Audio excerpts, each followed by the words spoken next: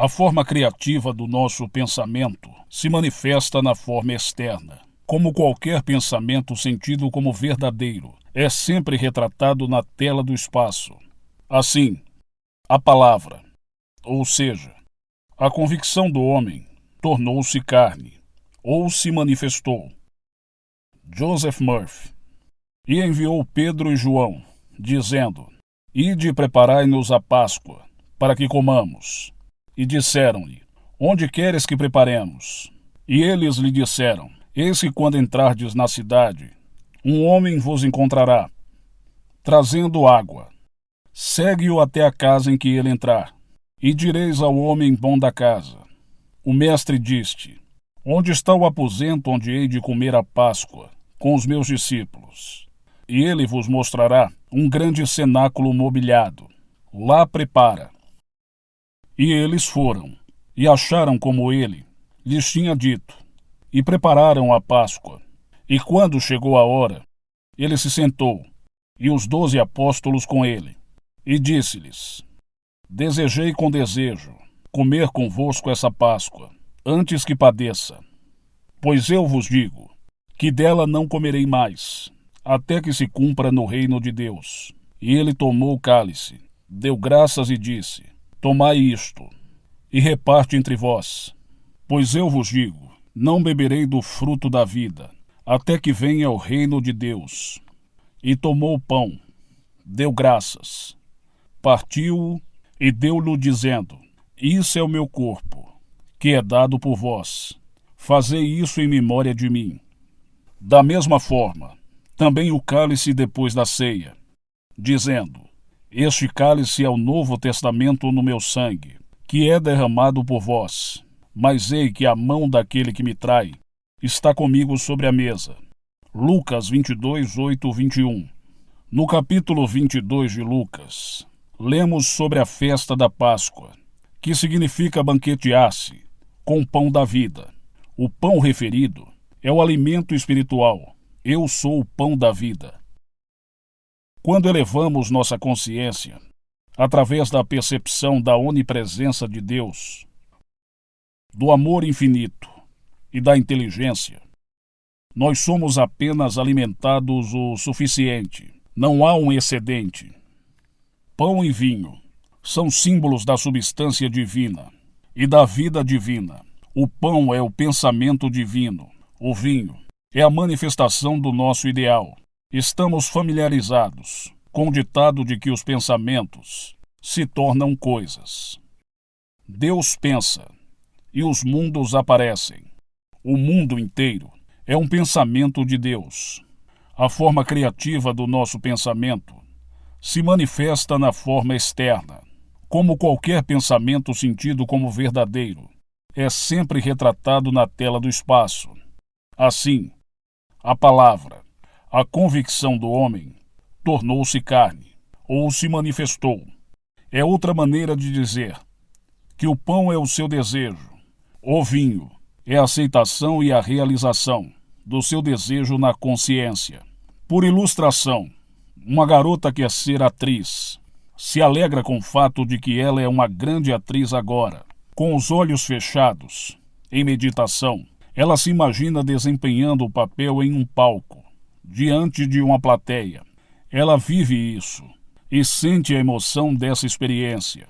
Mais cedo ou mais tarde, ela atualiza ou fixa o estado de consciência. Esse humor encantador é simbolizado pelo comer do pão, ou substância de Deus. Pela lei universal da vida, tudo o que é subjetivamente afirmado ou sentido como verdadeiro deve ser expresso. Este é o vinho de Deus, ou nosso bem manifestado. O vinho representa animação ou derramamento de vida em uma ideia. Beber o vinho simboliza um espremer do óleo da alegria em você. Ou, como diz Paulo, desperte o dom de Deus dentro de você, ao deixar que a bondade, a verdade e a beleza fluam através de você. Você se torna participante da natureza divina. Esta é a sagrada comunhão, ou comunhão com amor, paz, felicidade, plenitude e perfeição.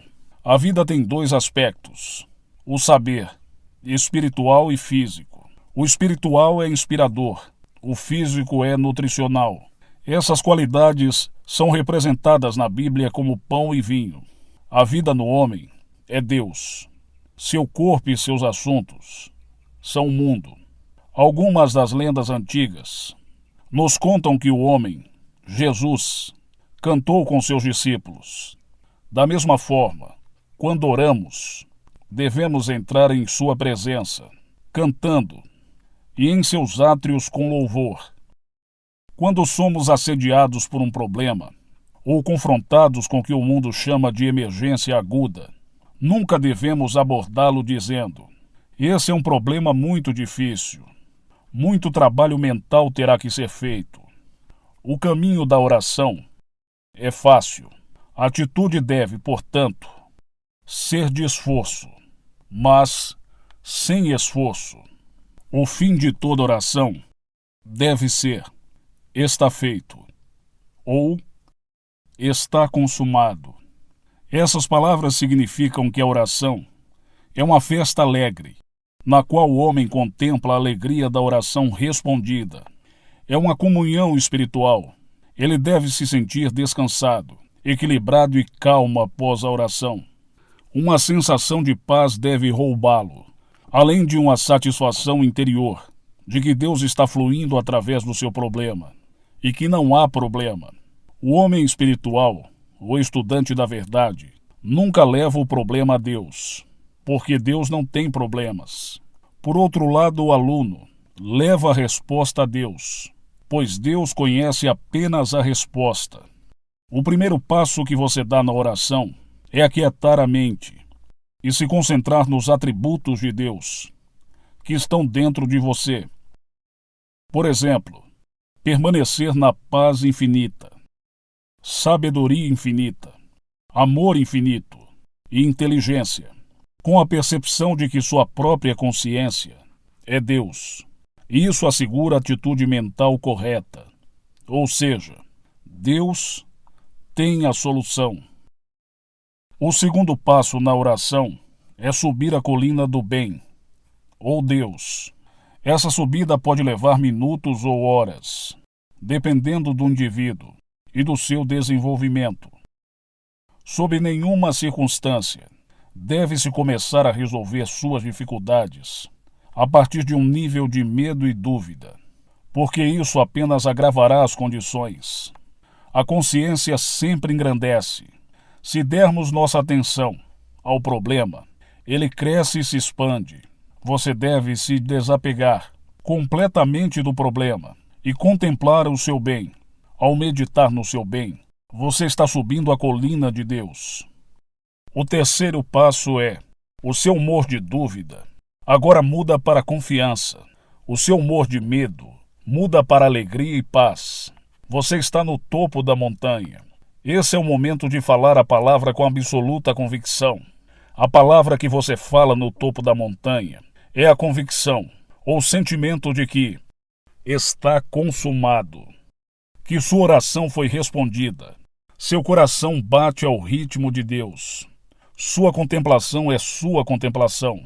Seu pulso é o pulso dele. Sua alegria é a alegria dele.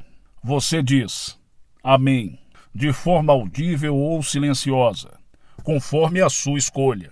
Quando você desce da montanha, você sabe com a certeza interior que seu desejo é um fato da consciência. Seu coração está cheio de alegria. É o conhecimento silencioso interior da alma, pelo qual o homem sabe que sabe. Ele é incapaz de dar-lhe articulação. É como uma criança que borbulha com alegre expectativa. No entanto, ele é incapaz de expressar o humor com clareza. O quarto passo: em pouco tempo, o clima sentido como verdadeiro, dentro, será experimentado fora. Você deve permanecer impassível, sabendo que o bem está a caminho. E no momento em que pensar que não, a resposta virá como a cura, em suas asas.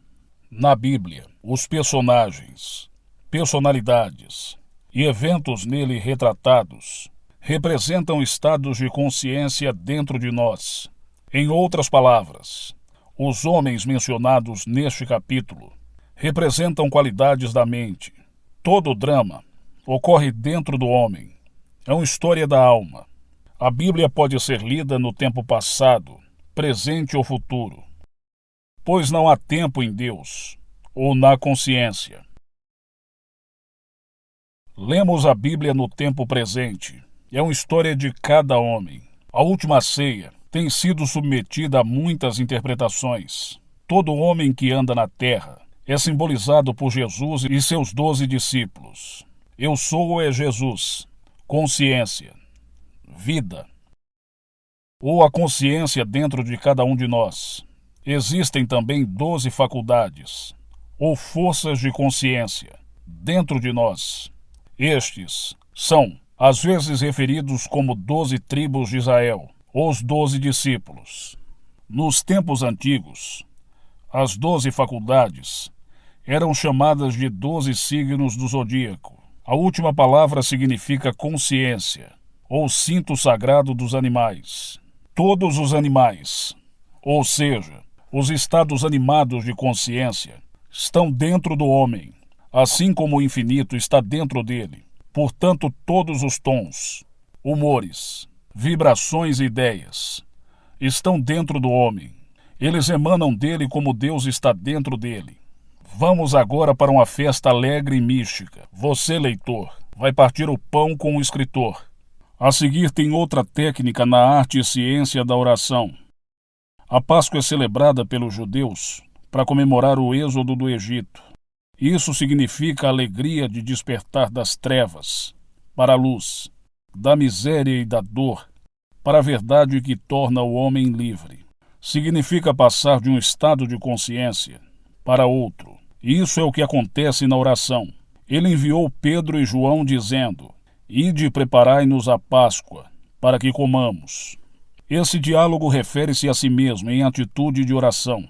Simbolicamente, é a mente objetiva e consciente falando com o seu eu interior, ou verdadeiro, a realidade, ou eu subjetivo de você. A Páscoa e a crucificação são histórias idênticas. A crucificação representa a passagem de um estado para o outro. É a transição da doença para a saúde, da prisão para a liberdade, da pobreza para a riqueza. A crucificação também significa um estado psicológico fixo. É o seu sentimento interior que sua oração é respondida. Para comer da Páscoa, você deve chamar Pedro e João. Pedro simboliza a fé. João é amor.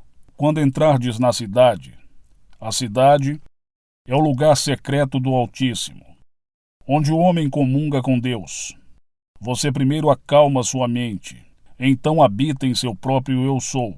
Quando todas essas faculdades estão voltadas para dentro e focadas no uno, no belo e no bom, você está realmente sentado com seus 12 discípulos. Esse processo meditativo às vezes é simbolizado pelo sol, movendo-se pelos 12 signos do zodíaco. Tanto o sol quanto o zodíaco estão dentro do homem. O sol na Bíblia é o eu sou, as 12 faculdades da mente, os discípulos. Quando entrardes na cidade, virá ao nosso encontro um homem que traz um cântaro de água.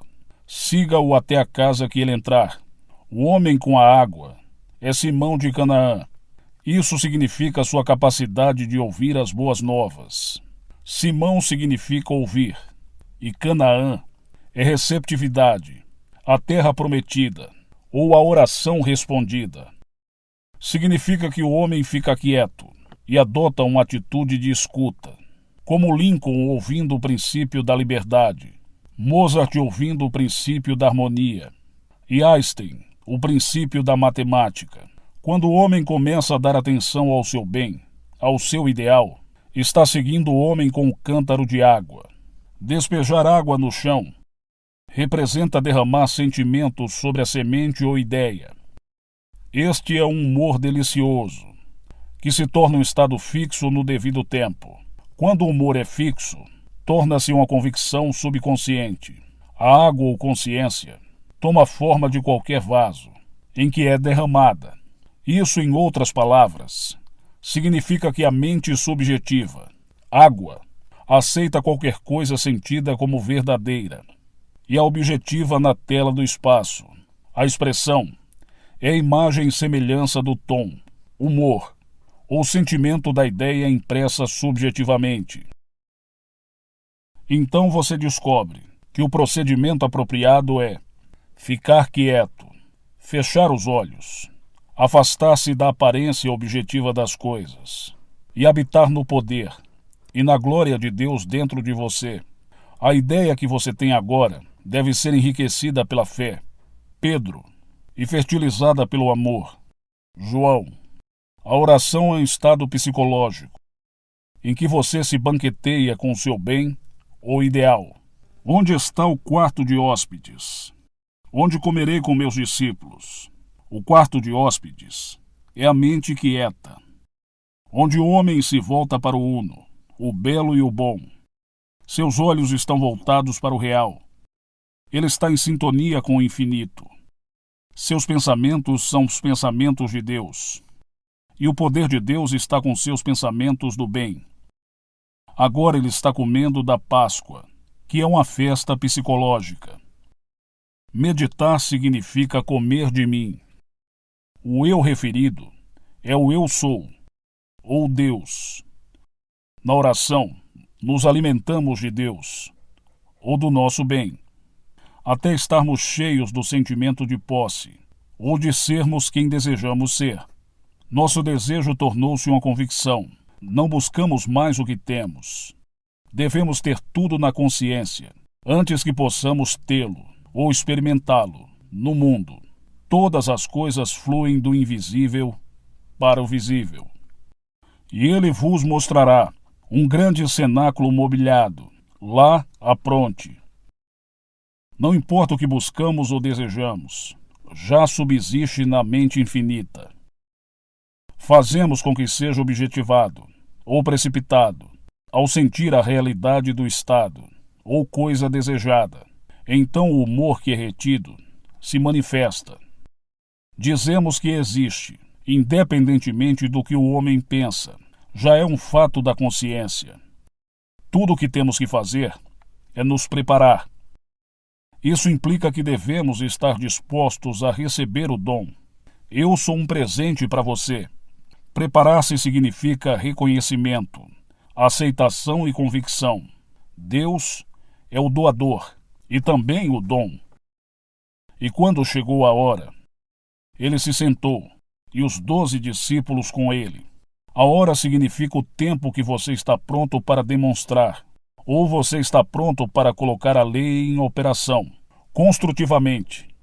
Sentar-se significa estar em um estado mental receptivo, psíquico ou passivo. É um estado de esforço sem esforço. Como afirmado anteriormente, os 12 discípulos representam as faculdades, qualidades da mente, dentro de nós. Para que o pensamento seja eficaz, ele deve ser dirigido de forma consciente, sábia, construtiva e sistemática. Sentar-se com seus 12 discípulos representa a atitude disciplinada da mente. Agora você está sintonizado com o poder infinito. Você está ouvindo as boas novas. Essa é uma audição interior. É o conhecimento interior e silencioso do místico. E tomou o pão, deu graças, partiu e deu-lhe dizendo: Isso é meu corpo, que é dado por vós. Fazei isso em memória de mim. O ele é o eu sou, e o pão é o seu ideal, ou a coisa que o abençoaria. Eu sou o pão da vida. O verdadeiro pão é o alimento espiritual do qual o homem participa. O pão também simboliza pensamentos de paz, amor e felicidade. Nem só de pão vive o homem, mas de toda palavra que sai da boca de Deus, o homem vive. O homem pode comer o pão físico, mas terá fome novamente. O pão que ele parte é o pão da vida. É o estado de consciência nobre, digno e divino. Quando o homem se banqueteia dessa maneira, ele não terá fome novamente. Alguns homens vivem para comer e anseiam por paz de espírito. integridade, felicidade, segurança, amor e companheirismo. Todas as coisas reais da vida são intangíveis. Portanto, o pão mencionado é o pão que vem do céu, que é paz, felicidade e liberdade. Os últimos são impulsos do Espírito ou Deus, dentro dele. Por isso são chamados de pão do céu. Esse é o meu corpo. O corpo significa sua imagem pictórica, ou seu ideal. Quando o ideal ou imagem é impresso no subconsciente, manifesta-se na exata imagem e semelhança do humor que o entreteve.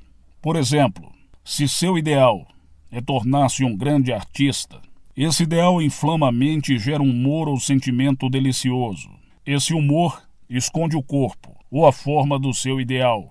O humor é o pai que gera a sua semelhança, no plano objetivo, tanto dentro como fora. Os pensamentos e crenças subconscientes moldam o corpo. Da mesma forma também o cálice, depois da ceia, dizendo: esse é o cálice, é o Novo Testamento no meu sangue, que é derramado por vós. O Novo Testamento significa testemunhar um novo estado de consciência. Venho como uma testemunha. Uma testemunha testemunha aquilo que é. Quando você orou com sucesso, você se torna um novo ser. Você é transformado. Você testemunha um novo estado de consciência. Você mudou o seu nome e natureza. Se você continuar a banquetear-se com o fato consumado, chegará o momento em que não poderá mais comer. Então você diz: está consumado, ou amém, ou está feito. Essas palavras de confirmação referem-se ao estado psicológico acabado da consciência. Você, subjetivamente, sabe que a coisa pela qual reza é um fato na consciência. Esse é o conhecimento silencioso e interior da alma. É um sentimento quadridimensional, pelo qual você sabe que sabe. Você ainda não tem provas objetivas, mas não está esperando resultados, porque sabe que no momento em que não pensa, a manifestação ou demonstração aparecerá. Você permanece impassível na absoluta convicção de que a solução sentida como verdadeira por dentro deve ser experimentada fora. A última ceia acontece todas as noites, quando você cai no sono profundo. Seu último conceito acordado de si mesmo, antes de adormecer, é a última ceia daquele dia. O homem deve sempre dormir sentindo-se bem-sucedido, feliz e próspero. Então ele jantou com Deus, ou o seu bem. Na medida em que a mente consciente e a subconsciente se unem todas as noites durante o sono, o homem leva a fundo todas as reações do dia, a menos que as modifique antes de dormir. Essas reações do dia são gravadas na consciência e expressas no dia seguinte, como experiências, circunstâncias e eventos. Pelo constante banquete do Uno, do belo e do bom, finalmente morreremos para todo medo e dúvida. Então estaremos de volta ao jardim do Éden, ou paraíso. Quando morremos para as falsas crenças, damos luz à consciência crística. Esse é o significado último da última ceia. Agora o homem desperta e volta para a glória que era sua antes que o mundo existisse. Ele encontrou o todo. Não há tempo nem espaço, agora nem depois, nem ele nem ela. Existe apenas a realidade, sempre fluindo, fluindo para sempre.